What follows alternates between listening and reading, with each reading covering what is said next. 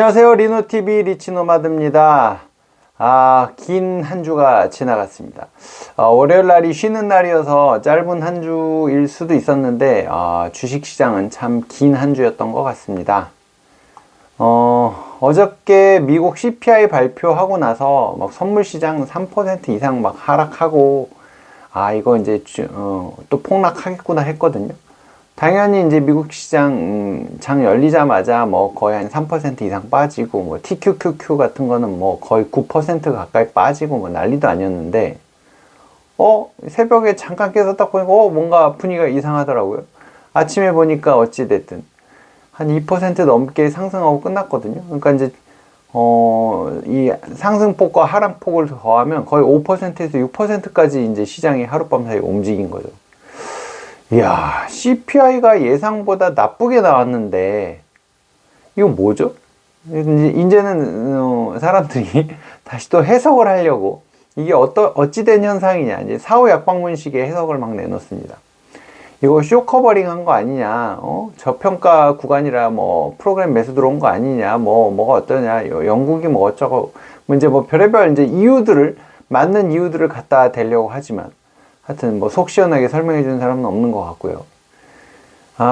코스피랑 코스닥도 그 덕분에 코스피는 2.3% 올라가고 코스닥도 4% 넘게 올라가고 전 세계 증시가 대부분 상승하는 모습을 보여주고 있습니다. 미국이 올라가니까 역시. 어제만 해도 코스피는 마이너스 1.8% 하면서 이제 미국 CPI가 발표되는 거를 이제 숨죽이고 기다리고 있었는데 참 주식이라는 건 정말 어려운 것 같습니다. 이게 뭐 이제 어떻게 보면 시장 참가자들의 심리인 거고, 뭐 도박판 같다고 말씀하시는 분들도 있는데, 이게 인간의 심리인 거죠. 한쪽으로 조금 쏠리는 것 같으면 우우하고, 원래 예상했던 거잖아. 뭐 이런 거 하면서 막 왔다 갔다 하는데, 우린 또 이 안에서 어찌됐든 우리의 자산들을 키워내야 되는 그런 상황입니다. 오늘 제가 하고 싶었던 얘기는 뭐냐면, 이제 제가 같이 취미생활로 테니스도 치고, 뭐 이제 옛날 이제 직장 동료들하고 연락도 하고 하다 보면, 이게 안정적인 회사에 다니시는 분들이, 여유로운 어떤 은퇴 후를 보장받고 있는 건 아닌 것 같다라는 생각이 많이 들거든요. 예전에 이제 저의 이제 선배님들도 그랬던 것 같기도 하고, 그 얘기를 한번 해볼까 합니다. 일반적으로 안정적인 회사, 뭐 대기업이나 은행 같은 데를 다니면 수입이 많으니까 은퇴 후도 여유로울 것이라고 생각을 하죠. 물론 기본적인 출발점 자체가 뭐 수입도 많고 안정적인 이제 직장에 다니니까 그럴 확률이 높기는 하나, 또 그게 모든 사람한테 항상 해당되는 건 아니잖아요. 예외도 있는 거고. 확률적으로는 당연히 높긴 하겠지만 어떻게 준비를 했냐에 따라서 큰 차이가 나는 것 같습니다. 이제 제가 모셨던 이제 팀장님 중에 한 분도, 그분 정말 이제 회사 일 열심히 하셨거든요. 그러니까 정말 회사에 올인하셨던 분인데, 나중에 이제 이 대기업은 사실 정년까지 가기가 쉽지 않은 경우가 많습니다. 그분도 마찬가지로 이제 뭐 좀 이른 나이에 그만두시게 됐는데, 이분 나갈 때 그래도 좀 대기업에서 부장까지 하셨으니까, 그리고 회사 다닐 때는 승승장구 하셨던 분이니까 많이 모아놓으셨죠? 했더니 나 지금 갖고 있는 집밖에 없어. 뭐 거의 이 수준인 거죠. 근데 이제 그런 분들이 사실 한두 분이 아니더라고요. 그러니까 이제 이 대기업을 다니면서 이 치열한 어떤 직장 생활을 버텨내야 되기 때문에 다른 데다가 뭔가 한눈을 팔 수 있는, 신경을 쓸 수 있는 여력이 별로 없더라고요. 그렇다 보니까 회사 일만 열심히 하고 회사 집 하다 보면 나중에 이제 회사에서 밀려나는 상황에서는 남는 게 별로 없는 상황이 많아지거든요. 오히려 약간 덜 열심히 다니신 분이 나중에 보니까 무슨 오피스텔이 몇 채고 뭐 하고 뭐 부동산이 얼마나 많고 뭐 이래서 그걸로 되게 여유로운 삶을 사시더라고요. 그래서 이게 뭐지? 회사에 올인하면 안 되나 보다. 뭐 이제 그런 생각 때문에 저도 좀 다른 생각들을 많이 하면서 살았던 것 같은데, 그리고 이제 제가 운동을 같이 하는 분들이 은행권에 다니세요. 저희 아버지도 오랫동안 은행 다니시다가 이제 거의 정년퇴직을 하셨죠. 명예퇴직을 하셨는데, 은행권의 경우에는 이제 상대적으로 안정지향성이 좀 높은 것 같아요. 이제 안전한 은행에다 돈은 우리 안전하다고 생각하잖아요. 그러니까 그 안에 계신 분들도 굉장히 안전지향적인 성향이 강해요. 물론 다 그렇지는 않겠지만 제가 봐온 분들의 이제 성향을 보면은 비율상으로는 좀 안전지향성이 좀 높으신 분들입니다. 그렇다 보니까 과감한 투자를 하는 성향보다는 보수적인 투자로 자산을 좀 지키는 쪽에 투자를 많이 하시거든요. 그나마 조금 그래도 자산 운용을 열심히 하신 분들은 이제 부동산을 좀 많이 하신 분들이 있고, 그렇지 않은 분들은 그냥 이제 수입 안정적이고 뭐 하고 하니까 또 그 안정적인 수입에서 충분히 뭐 쓰고 하다 보면은 그닥 그렇게 막 많이 남는 것 같지는 않아요.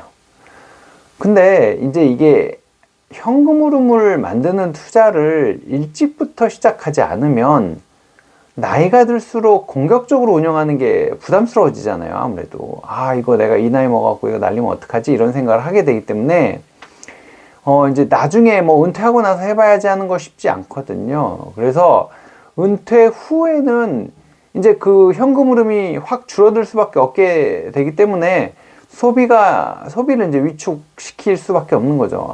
돈 아껴서 써야 되겠다, 조금만 써야 되겠다 이러면서 삶의 질이 떨어질 확률이 되게 높아집니다. 심지어 이제 제가 아는 분은 이제 뭐 예전에는 친구들 만나는 것도 좋아하시고 정말 총각 때는 아니 젊었을 때는 돈도 잘 쓰고 다니시고 이러더니 은퇴하고 나니까 이제 뭐 동료분들하고 예전 뭐 직장 동료분들하고 모임 갖는 것도 사실 모임 나가면 회비도 내야 되고 뭐 이제 어디 가자 그러면 돈도 많이 들고 이러잖아요. 그 모임도 어느 순간부터 잘 안 나오시게 되더라고요. 그래서 와, 저렇게 되나? 저분 옛날에 돈 잘 쓰고 다니셨는데 약간 이제 이렇게 되는 거죠. 그리고 이제 만약에 뭐 부동산을 많이 하셨다. 이제 이게 만약에 수익형 부동산이 좀 많은 형태면 좀 달라지겠지만 그렇지 않고 뭐 나는 집 세 채를 샀어, 네 채를 샀어 이런 분들도 있잖아요. 근데 그렇게 되면은 이제 그 현금으로 좀 만들어 놨던 것들이 소진되고 나면은 그렇다고 나 이거 부동산을 팔까? 하는 것도 사실은 하나 이렇게 무너뜨리는 게 금액이 엄청 크잖아요. 그게 좀 두렵기도 하고 이걸 이제 깨기 시작하면 안 되는 거 아니야? 뭐 이런 생각을 하고 판단을 하기도 이제 나이가 점점 먹어가기 때문에 쉽지 않아지거든요. 그래서 그런 부분들을 감안해서라도 저는 이제 늘 얘기하는 게 어떤 금융자산을 좀 늘리세요라고 얘기하는데, 아시다시피 우리나라 사람들은 자산 중에 부동산 비중이 굉장히 높잖아요.